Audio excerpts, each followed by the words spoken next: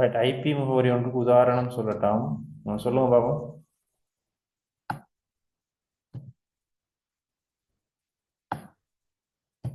IP முகவரி எழுதும் போது எத்தனை புள்ளி குறிப்பு தசமத்தில் குறிப்பிட்டு எழுதணும் டொட் வச்சு.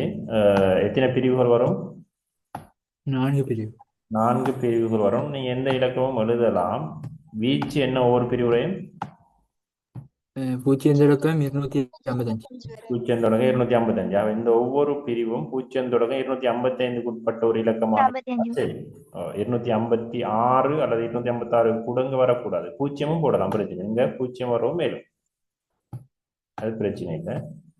0லேருந்து 255 ஒன்று பிரிவு வரவும் மேலும் 256 வராமல் எழுதினீங்க என்றால் சரி. அப்போ ஒரு உதாரணத்தை எழுதுக. அடுத்த பி பகுதி. ஒரு மின்னஞ்சல் தொடர்பாக ஏ முதல் சி வரை முகப்படையாளமற்ற பின்வரும் கூற்றுகள் உண்மையானதா அல்லது பொய்யானதா என எழுதலாம். இப்போ நாங்கள் மின்னஞ்சல் ஒன்று அனுப்பும் போது டூன்னு ஒன்று இருக்கும். என்ன டூவில் நாங்கள் வந்துட்டு அனுப்புனரினுடைய இமெயில் அட்ரஸ் போடுவோம். இப்போ சிசின்னு ஒன்று முதல்ல காட்சிப்படுத்தப்படும், கார்பன் காப்பி அப்படின்னு ஒன்று இருக்கும். அடுத்தது பிசிசி, பிளைன் கார்பன் காப்பின்னு ஒன்றும் இருக்கு, பிசிசின்னு இருக்கு. இங்க வந்துட்டு ஏன்னு ஒரு ஆள் மின்னஞ்சல போடுறேன். இங்க வந்துட்டு பி கமா சின்ற 2 பேர் போடுறோம். நாங்கள் வந்துட்டு இமெயில் அனுப்புறேன்னு வைங்க. பிசிசியில் வந்துட்டு டீன்ற ஒரு ஆளுக்கு நான் இமெயில் அனுப்புறேன். அனுப்பும்போது இப்போ 4 பேருக்கு இமெயில் போயிருக்குது. இப்போ ஏனுடைய காப்பி தான் பிசிக்கு போயிடுது, பிளைண்ட் கார்பன் காப்பியில் டிக்கு போயிடுது. என்ன ஆகவே ஏக்கு ஏ இமெயிலை திறந்து பார்ப்பாரு. இப்போ திறக்கும் பார்க்கும்போது ஏக்கு யார் யாருக்கு மெயில் போனதாக காட்சிப்படுத்தப்படும்? பிக்கும் சிக்கும் போனது மட்டும்தான் அவருக்கு தெரியும். பி வந்துட்டு மெயில் பார்க்கும்போது ஏக்கும் சிக்கும் போனது மட்டும்தான் அவருக்கு தெரியும். சி மெயிலை திறந்து பார்க்கும்போது அவருக்கு தெரியும் ஏக்கும் நமக்கும் வந்து இது ஏ என்ற ஆளுக்கும் பி என்ற ஆளுக்கும் இந்த மெயில் போயிருக்கின்றது தெரியும். டிக்கு போன விஷயம் இவங்க யாருக்குமே தெரியாது. ஆனால் டிக்கு தெரியும், டிக்கு இமெயில் வந்தால் தெரியும். அந்த மெயில் வந்துட்டு அவருக்கு வந்ததோட இவங்க 3 பேருக்கு மேலதிகமாக இந்த மெயில் அனுப்பப்பட்டிருக்கின்ற விஷயம் இவருக்கு தெரியும். ரகசியமாக நாங்கள் மெயில் ஒன்றா அனுப்புறதுக்கு, மறைச்சு அனுப்புறதுக்கு தான் இந்த பிசிசி பயன்படுத்தப்படும். பிசிசியில் உள்ள ஆளுக்கு மத்தாக்களுக்கு அனுப்பப்பட்ட விஷயம் தெரியுமா இருக்கும், ஆனால் அவருக்கு அனுப்பப்பட்டது மத்தாக்களுக்கு தெரியாம இருக்கும்.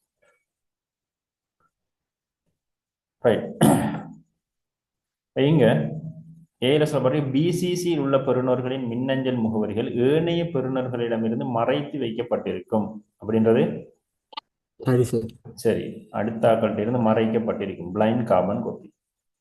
சிசியில் உள்ள பெறுநர்களின் மின்னஞ்சல் முகவரிகள் எல்லோருக்கும் தெரியக்கூடியதாக இருக்கும். சரி, சிசியில் உள்ளது 2ல உள்ள ஆளுக்கும் தெரியும், பிசிசியில் உள்ள ஆளுக்கும் தெரியும். அப்ப எல்லாருக்கும் தெரியும், எல்லோருக்கும் தெரியக்கூடியதாக இருக்கும். அடுத்தது ரிப்ளை டு ஓல் தெரிவு. நாங்கள் வந்துட்டு வந்த மெயிலுக்கு ரிப்ளை பண்ணும்போது ரிப்ளை நொண்டிக்கும், ரிப்ளை டு ஓல் நொண்டிக்கும். என்ன ரிப்ளை கிளிக் பண்ணினால் நாங்கள் வந்துட்டு ஏக்கு மட்டும் ரிப்ளை பண்ணவும் மேலும், பிக்கு மட்டும் பண்ணலாம், சிக்கு மட்டும் பண்ணவும் ஏழு. என்ன டிக்கு வந்து எங்களுக்கு தெரியாதே. அப்படி அல்லது ரிப்ளை டு ஓலை கிளிக் பண்ணினால், ரிப்ளை டு ஓல்னால் எல்லாருக்குமே ரிப்ளை போகும், ஆனால் யாருக்கு போகாது? பிசிசியில் உள்ள ஆளுக்கு ரிப்ளை போகாது. ரிப்ளை டு ஓலை கிளிக் பண்ணினாலும் 2ல உள்ள ஆளுக்கும் சிசியில் உள்ள ஆளுக்கு தான் போகும். ஏன்னா பிசிசியில் உள்ள ஆள் அவருக்கு தெரியவும் வாய்ப்பு இல்லை, பிசிசி போயிருக்கின்ற விஷயம். 2 சிசியில் உள்ள ஆட்களுக்கு எல்லாம் அந்த நாங்கள் அனுப்பக்கூடிய ரிப்ளை போகும், ரிப்ளை டு ஓலை கிளிக் பண்ணினால்.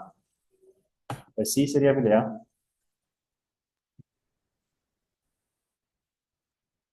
சரி.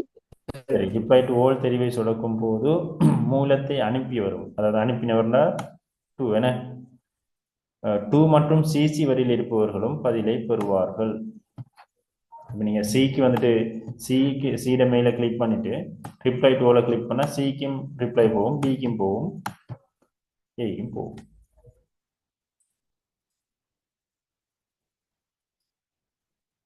மூன்றும் சரி.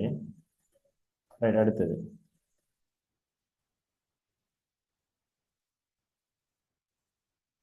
ஒரு கணனியை பயன்படுத்தும் ஒவ்வொரு நபரும் அக்கணனில் வன்பொருள் செயலிழப்பு ஏற்படும் போது ஹார்ட்வேர் பழுதாயினால் கோப்புகள் நீக்கப்படலாம் என ஏதாவது வன்பொருள் பிரச்சனை வருமாக இருந்தால் அல்லது மென்பொருள் பிரச்சனை வந்தாலும் எங்களோட கோப்புகள் பாதுகாப்பு இல்லை. கணனியில் வந்துட்டு நாங்கள் வச்சிருக்கிற ஃபைல்களுக்கு பாதுகாப்பு குறைவு தான். அவரது கோப்புகள் இன்னமும் கிடைக்கக்கூடியதாக இருப்பதற்கு, அழியாம திரும்பவும் கிடைக்கக்கூடியதாக இருப்பதற்கு என்ன ஒரு வழிமுறையை நீங்க பின்பற்றலாம் கேட்கப்பட்டு பேக்கப் பண்ணி வச்சுக்கணும். பேக்கப்பா பேக்கப் பண்ணும். பேக்கப் காப்படுத்தல். எடுத்து வச்சுக்கணும். காப்படுத்தல் தான் மிக முக்கியமான வழி. இப்போ காப்படுத்தல்னால் நீங்க காப்படுத்தல்னா சரி, காப்படுத்தல் வந்துட்டு நீங்க ஆன்லைன்லேயும் செய்யலாம், ஆஃப்லைன்லேயும் என்ன செய்யலாம் ஏன்னா ஆஃப்லைனில் பேக்கப் எடுக்கிறனால் நீங்கள் என்ன செய்யலாம், ஒரு எக்ஸ்டர்னல் ஹார்ட் டிஸ்க் அல்லது வந்து ஒரு பென் டிரைவ் அல்லது சிடி டிவிடி இதுகளில் நீங்கள் என்ன செய்யலாம், காப்பெடுக்க பேக்கப் பண்ணி வைக்க. ஆன்லைனில் அல்லது வந்துட்டு ஆன்லைனில் பேக்கப் எடுக்கிறனா என்ன செய்யுது, நீங்கள் முகில் கணிமை எங்கே பயன்படுத்தலாம், பேக்கப்புக்கு எதை பயன்படுத்தலாம், முகில் கணிமை. ஒரு கூகுள் டிரைவர் அல்லது வந்துட்டு நாங்கள் வந்துட்டு வேற ஒரு என்ன பேக்கப் தரக்கூடிய உங்களுக்கு ஸ்டோரேஜ் தரக்கூடிய ஒரு சைட்டில் ட்ராப் பாக்ஸ் மாதிரி ஏதோ இருந்தால் நீங்கள் பயன்படுத்தி நீங்கள் ஆன்லைனில் பேக்கப் எடுக்கவும் சரி தானே. அந்த 2 முறைகளையும் எடுத்துக்கொள்ளலாம். இப்படி 2 முறைகள் கேட்டால் நீங்கள் 2லையும் எழுதலாம். இதில் ஒரு வழிகாட்டுதலை எழுதுகிறா நீங்கள் இதில் வந்துட்டு காப்படுத்தல் எழுதினால் போதும். அடுத்தது, ஒரு கணனியானது சரியான முறையில் வைக்கப்பட்டுள்ளது என்பதும் அதன் பயனர் ஒரு சரியான கொன்னிலை பின்பற்றுகிறார். கம்ப்யூட்டர் சரியா வச்சுக்கிறோம், கொன்னிலையும் சரியா தான் வச்சுக்கிறார், சரியா தான் அமர்ந்திருக்கிறார். கணனிக்கு முன்னால கொன்னிலை பிரச்சனைகள் அப்போ வாரது மிச்சம் குறைவாக தான் இருக்க போகுது. ஆனால் தொடர்ச்சியாக கணனியை பாவிக்கிறாரு காரணமாக ஆரோக்கிய பிரச்சனைகளை தவிர்ப்பதற்கு கொன்னிலையால இப்போ பிரச்சனை கொன்னிலை சரியா வச்சுக்கிறாரு, இருந்தாலும் ஆரோக்கிய பிரச்சனைகளை தவிர்ப்பதற்கு பின்பற்றக்கூடிய ஒரு சிறந்த வழிகாட்டுதலை எழுதுக. என்ன செய்யலாம் வேற?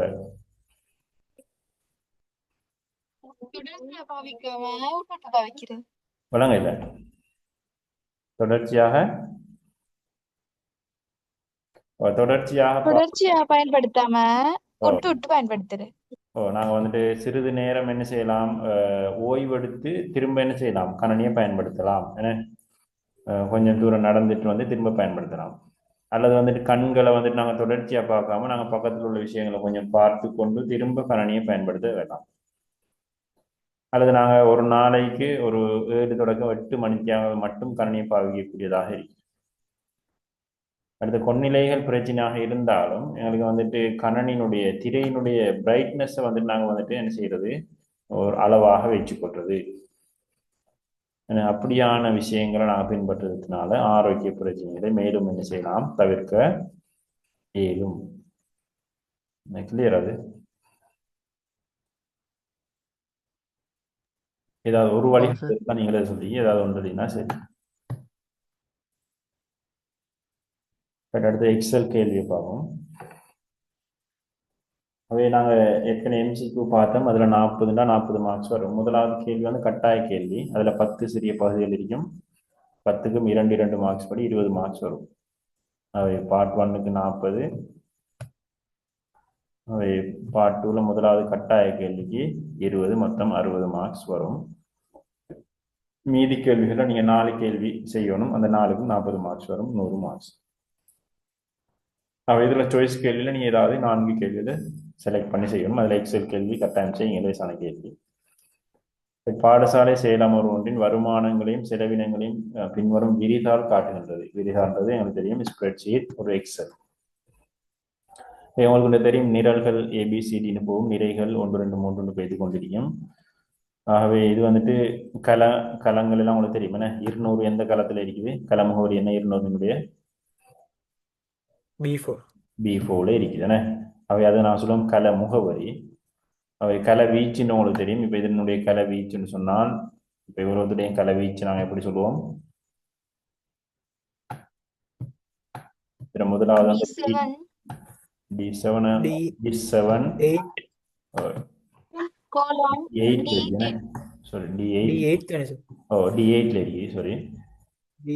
D8 தொடக்கம் D10 அப்போ இதை நான் சொல்லுவோம் கலவீச்சு என்ன. அப்போ அது உங்களுக்கு தெரியும் D8 தொடக்கம் D10 இது வந்து நான் சொல்லுவோம் கலவீச்சு. இவ்வாறு தான் இருக்குது, அது அடிப்படையான விஷயம். ரைட், இப்போ கேள்வியை பார்ப்போம். இதில் நீங்கள் என்ன சொல்லப்பட்டீங்கன்னு சொன்னால் கேள்வி வாசிச்சிருப்பீங்க. நம்பர் ஆஃப் பார்ட்டிசிபென்ட்ஸ் 20ன்னு சொல்லப்பட்டு 200 தான் நம்பர் ஆஃப் டோட்டல் பார்ட்டிசிபென்ட்ஸ் வந்துட்டு டோட்டல் ஆக்கள் எத்தனை பேர் இருக்கிறாங்கன்னா 200 பேர் இருக்கிறாங்க. டேட் வந்துட்டு சொல்லப்பட்டிருக்குது. ரிஜிஸ்ட்ரேஷன் ஃபீஸ் வந்துட்டு 2500 ரூபாயாம். ரிஜிஸ்ட்ரேஷன் ஃபீஸ் 2500 ரூபா. 200க்கும் 2500 ரூபா படி 500,000 வருது, 5 லட்சம் வருது. அவ இங்க என்ன செஞ்சிருக்கு 200 2500 என்ன செஞ்சிருக்கான், என்ன செய்யணும் இதை பெருக்கணும். அவ இங்க என்ன ஈக்குவேஷன் யூஸ் பண்ணிருப்பாங்க, பெருக்கல் யூஸ் பண்ணிருப்பாங்க. சமன்பாடு எப்படி வரும் அப்ப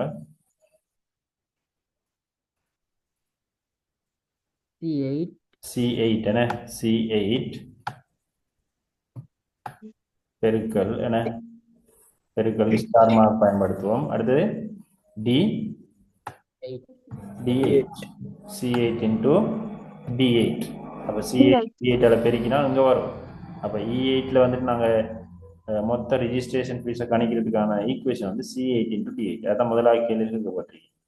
பதிவு கட்டணத்தின் மொத்த தொகை, ரிஜிஸ்ட்ரேஷன் ஃபீஸினுடைய மொத்த தொகையை கணிப்பதற்கு கலம் E8ல் எழுதப்பட வேண்டிய சூத்திரம் அப்போ இதுதான் C8 into D8. அதை நாங்கள் டைப் பண்ணி போட்டு இங்கே நகல் செஞ்சிரு கீழே எழுத்திருக்கிறாங்க. எழுதும்போது உங்களுக்கு தெரியும் இந்த சமன்பாடு கீழே எழுத்த இந்த சமன்பாடு எப்படி மாறும், சி மாறுமா, மாறாது. அப்போ C9 into D9 என்று வரும். ஆகவே C9ம் D9ம் பெருக்கப்பட்டு இந்த 2 லட்சம் வந்துச்சு. கீழே வரும்போது C10 into D8 D10 சொல்லி வரும். அப்போ 50 வந்துட்டு 200 பெருக்கப்பட்டு 1 லட்சம் வந்துச்சு.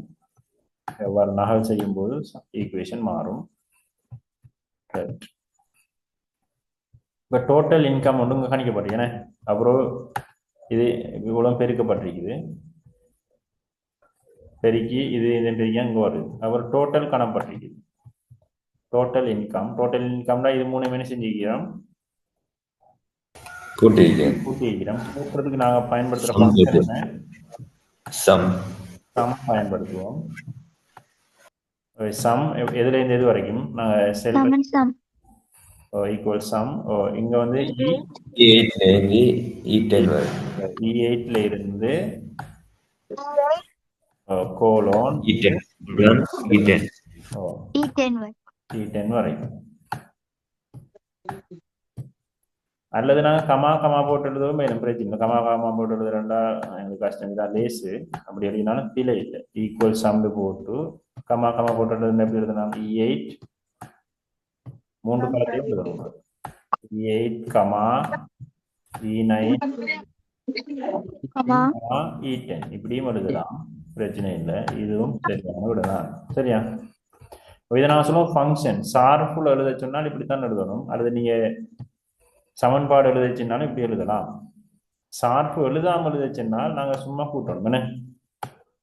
அப்ப ஈக்குவல் எதை கூட்ட போறோம் நாங்க, E8 equal E8 plus E9 plus E10 E10 எழுதலாம். இது மூன்றுமே சரியான விடதான். ஆனால் சார்பு எழுத சொன்னால் நீங்க சம் கட்டாயம் பயன்படுத்தணும். என்ன சொல்லியிருக்காங்க, மொத்த வருமானத்தை கலம் E1ல் காட்சிப்படுத்துவதற்கு இதுதான் எழுதப்பட்டிருக்கு. சூத்திரங்களை எழுதுகின்றால் 3ல எதுவும் எழுதலாம், நீங்க பிரச்சனை இல்லை. சரிதானே, மொத்த வருமானம். அடுத்த மொத்த செலவினம். அப்ப இதுதானே செலவினம், எக்ஸ்பென்சஸ் சொல்லப்பட்டிருக்குது. இதுதான் இன்கம். செலவினம் இங்க காணப்பட்டிருக்கு. 200 தர 1500 இங்க பெருக்கி இருக்கிறாங்க, 200 தர 500 இங்க பெருக்கி இருக்கிறாங்க. மொத்த செலவு இங்க வந்திருக்குது. மொத்த செலவு காண்றதுக்கு இந்த இவ்வளவு தேவை செய்யணும், அப்ப கூட்டணும்.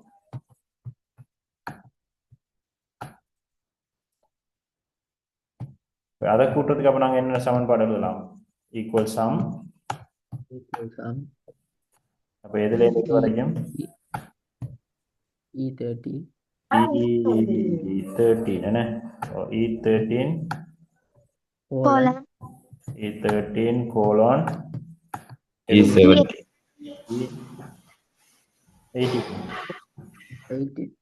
18. 18. அப்ப இதுதான் மொத்த செலவினத்தை காட்சிப்படுத்துறதுக்கான சமன்பாடு. இதுதான் லேஸ். நீங்க சகசக கமா கமா போட்டு போட்டுனாலும் எல்லாத்தையும் எழுதணும். இந்த கோலனை போட்டு குயிக்காக எழுதிடலாம். Right, அடுத்தது நிகர வருமானம். நெட் இன்கம் என்பது மொத்த வருமானத்திலிருந்து மொத்த செலவை கழிக்கணும். மொத்த வருமானத்திலிருந்து மொத்த செலவை நீங்க என்ன செய்யணும், கழிக்கணும். அப்ப அதுக்கு ஈக்குவேஷன் எப்படி வரும்? ஈக்குவல் மொத்த வருமானம் எத்தனை நிலை இருக்குது? E19. அப்ப E19ல இருந்து கழிக்கணும் எதை? E11. E11 கழிக்கணும். கழிச்சா நிகர வருமானம் வரும். அப்படி ஈக்குவல் E19 மைனஸ் E11 சரி. அடுத்து பங்கு பெற்றவர்களின் எண்ணிக்கை 200 ஆனது C8, C13, C14, C15 ஆகிய கலங்களின் மீளவும் பதியப்பட்டுள்ளது. இந்த கலங்கள் ஒவ்வொன்றிலும் உள்ள 200க்கு பதிலாக நுழைவு செய்யக்கூடிய சூத்திரம். அவை நீங்க நம்பர் ஆஃப் பார்ட்டிசிபென்ட் 200 போட்டீங்க. அவை திரும்பவும் இந்த கலங்கள் எல்லாம் 200 திரும்ப வருது. ஆக இங்க 200 டைப் பண்ணாம இங்க நீங்க எதை டைப் பண்ணினாலும் இங்க உள்ளது வரும். என்னத்தை கொடுக்கணும்? அப்ப நீங்க இங்க ஈக்குவல்னு கொடுத்துரு. இந்த களத்தினுடைய முகவரியை கொடுத்தால் சரி. கள முகவரி என்ன? இதுல B4ன்னு கொடுத்தா சரி. Equal B4. அவ இங்க ஈக்குவல் சரி. ஆக நாங்க ஒவ்வொரு முறையும் மாத்த தேவையில்லை. இப்போ உதாரணமா நம்பர் ஆஃப் பார்ட்டிசிபென்ட் 250 மாத்தினோம்னு சொன்னால் இங்க 250 மாத்தினா இங்க ஒட்டோவாக இங்க எல்லா இடத்துலயும் 250 மாறும். அவை ஒவ்வொரு இடத்துலயும் நீங்க மாற்ற வேண்டிய அவசியம் இல்லை. அவங்க எல்லா இடத்துலயும் 200 நீங்க டைப் பண்ணாம இப்படி ஈக்குவேஷன் அடிச்சு வைக்கிறது தான் ஈஸியா இருக்கும். அவை ஒரு இடத்த மாத்தினா மற்ற எல்லா இடம் எல்லாம் மாறும். ஈக்குவல் B4 எழுதலாம், அல்லது நீங்க ஈக்குவல் டாலர் சைன் போட்டு எழுதிடுவா சார். டாலர் சைன் போட்டு எழுதினாலும் சரி. இங்க $B$4 எழுதலாம், அல்லது B$4 எழுதினாலும் பிரச்சனை இல்லை. B$4 எழுதினாலும் பிரச்சனை இல்லை. சரிதானே? அதாவது நிரலுக்கு நிரல் என போடலாம், அல்லது வந்து நிறைக்கு போடவும் மேலும் நிறை மற்றும் நிரல் மற்றொரு கடமுறையாம் எழுதலாம், பிரச்சனை இல்லை.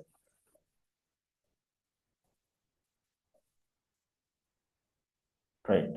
பின்வரும் கலங்களுக்கு பிரயோகிக்கப்பட்ட வடிவமைப்பு வகைகளின் இலக்கங்களின் தெரிவுகள் இருப்பின் அவற்றின் இலக்கங்களையும் தரப்பட்ட பட்டியலிருந்து எழுதலாம்.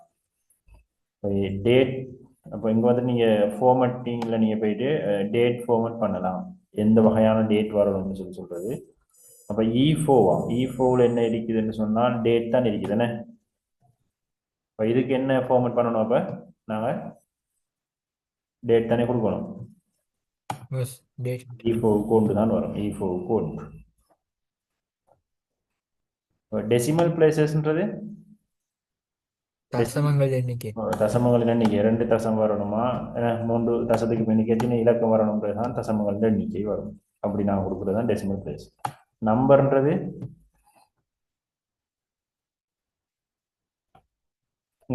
மாதிரிதான் என்ன, இலக்கம் முழு எண்ணா தசமன்றதை இங்கேயும் கொடுக்கலாம். நீங்க பெர்சன்டேஜ்ன்றது விகிதம், இந்த வித்தியாசம் வருது பெர்சன்டேஜ். 1000 செப்பரேட்ன்றது 1000 அந்த கமா 10,000 சொன்னால் 10,000 இப்படி வரும், கமா போட்டு வரும். அது இப்படி 1000 செப்பரேட்டர் நீங்க யூஸ் பண்ணலாம். டைம் ஃபார்மேட்டிங்கும் இருக்குது. மணித்தியாலம், நிமிடம், செகண்ட், அப்படி எந்த டைம் வரணும்னு சொல்லி நீங்க அதை செலக்ட் பண்ணலாம். பட் அடுத்து E20க்கு என்ன வரணும்னு பார்க்கணும். E20ல இருக்கிறது 94,000 2 தசமும் வந்துடுச்சு. இதுக்கு எது யூஸ் பண்ணணும்? எது யூஸ் பண்ணலாம்? 1000 செப்பரேட்டர் யூஸ் பண்ணணும். என்ன டெசிமல் பிளேஸ் யூஸ் பண்ணணும். 2 தசத்துக்கு இப்போ 2 இலக்கம் வந்துருக்கேனே. நம்பரும் யூஸ் பண்ணணும். இது மூன்றும் யூஸ் பண்ணணும். அப்ப ஆகவே 2, 3, 5 இதுக்கு வந்துட்டு 2, 3, 5.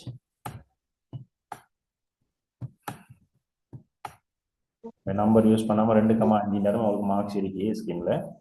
2, 3, 5 இதுனா சரி பொறுத்த மாதிரி.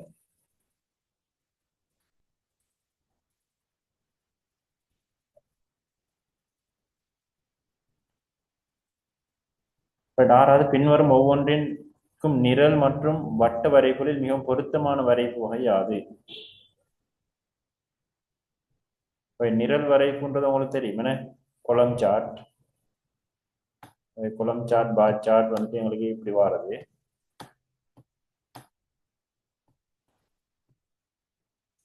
வட்ட வரைப்பும் உங்களுக்கு தெரியும். அவை ஒரு விகிதாசாரம் அடிப்படையில் வாரனால் எங்களுக்கு எது பொருத்தமானதாக இருக்கும்? பெர்சன்டேஜ் படி வாரனால் வட்ட வரைப்பு தான் பொருத்தம் என்ன? இரண்டு நீங்க ஏதாவது ஒப்புறதுக்கு நீங்க பார் சார்ட். பார் சார்ட் அல்லது நிரல் வரைப்பு பொருத்தமானதாக இருக்கும். வேறு வேறான வருமானம் செலவின கூறுகளுக்கான மொத்த தொகையை காட்சிப்படுத்தல். வெவ்வேறான வருமானம் செலவினம். அப்ப அதுக்கு வந்துட்டு நிரல் வரைப்பு பொருத்தமானதாக இருக்கும். Pie chart. சரி, ஏய்க்கா column chart. பிக்கு தான் பை சார்ட். பிக்கு பை சார்ட் வரும். வேறு வருமான கூறுகளுக்கான மொத்த தொகையை சதவீதத்தில் காட்சிப்படுத்தும். சதவீதத்தில் காட்டிய பை சார்ட். இதுக்கு ஒரு 20 வீதம், இதுக்கு ஒரு பை சார்ட். 30 வீதம், இதுக்கு ஒரு 50 வீதம்னால் இதை 100 வீதத்துக்கு மாற்றி நாங்க பை சார்ட்டில் லேசாக கொடுக்கலாம் என்ன? இதையும் நீங்க பை சார்ட்ல கொடுக்கலாம். ஏயும் வருமானம் செலவின கூறுகள் மொத்த தொகை என்றால் மொத்தத்தை வந்துட்டு நாங்க என்ன 100க்காக மாற்றி அதுக்கு வந்து பெர்சன்டேஜ் கணிச்சு ஒவ்வொரு துண்டாக கொடுக்கணும். ஆனால் கொஞ்சம் கஷ்டமா இருக்கும். அதுக்கு வந்துட்டு கொலம் சார்ட் மிகவும் பொருத்தமானதாக இருக்கும்.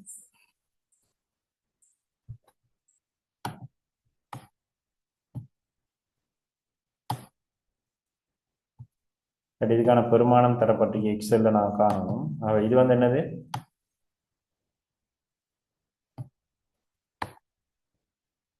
அது வலுவை குறிக்கும். வலு அதாவது 2/3 அடுக்கு சுட்டியை குறிக்கிறதுக்கு நாங்கள் பயன்படுத்துவோம். C17 அதாவது முதலாவது நாங்கள் இதில் செய்யும்போது வலுவைத்தான் செய்யணும் என்ன? அதுக்கு போல தான் பிரித்தல் பெருக்கல் செய்யலாம். பிரக்கெட்டும் செய்யணும். இந்த பிரக்கெட் வேறையா தானே இருக்கு, அதை செய்யணும். இந்த பிரக்கெட் கொஞ்சம் ஒரு பெருமானம் வரும். இது ரெண்டையும் என்ன சொன்னாங்க? பிரக்கெட் பண்ணிக்கணும். இதை வலு செய்யணும். வலுவை செஞ்சுட்டு நாங்கள் என்ன சொன்னோம்? அதை 2ஆல பிரிக்கணும். பிரிச்சு இடையில இருந்து இவ்வளோத்தையும் நாங்கள் என்ன செய்யணும்? கழிக்கணும். இது செய்யும் போது இந்த பிரக்கெட் செய்யும் போது இதை பெருக்கி போட்டு தான் 150 என்ன செய்யணும்? கழிக்கணும். அது கிளியரா வழங்கு தானே? ரைட். அப்போ முதல்ல அந்த வலு எப்படியும் காணத்தானே வேணும். வலுவை காணும். வலுவை காண்டி இதை 2ஆ பிரிப்போம். இது வந்து எப்படியும் நடக்கத்தான் வேணும். அது பொறுத்து தானே, அது பொறுத்து பிரக்கெட்டுக்குள்ள வைக்கிறது கழித்தலுக்கு கூட நடக்கும். C17 C9 வலு. C17 என்ன இருக்குது? C17 இருக்கு 10, C9 2 என்ன? 10 2ஆம் வலு. 10 2ஆம் வலு எத்தனை? 100 10 2ஆம் வலு வந்துட்டு 100. 10 வர்க்கம் வந்துட்டு 100. 100 2ஆல பிரிக்கிறேன். 100 2ஆல பிரிச்சா எத்தனை? 50. அப்ப இவ்வளவுக்கும் பெருமானம் 50. இது பெருமானம் 50 வரும். இதுல இதை பெருக்கி போட்டு 180 இருந்து கழிக்க போறோம். C10 3ஆல பெருக்க போறோம். C10 3ஆல பெருக்க போறோம். C10 இருக்கிறது 50 என்ன? 50 3ஆல பெருக்கினோம்னால் 150 மிச்சம் 150 மிச்சம் 30. இதுல வந்துட்டு கழிச்சோம்னு சொன்னால் அப்ப 30. 50ல 30 கழிச்சு 20. இதுக்கு கூட வந்துட்டு 20. கிளியரா?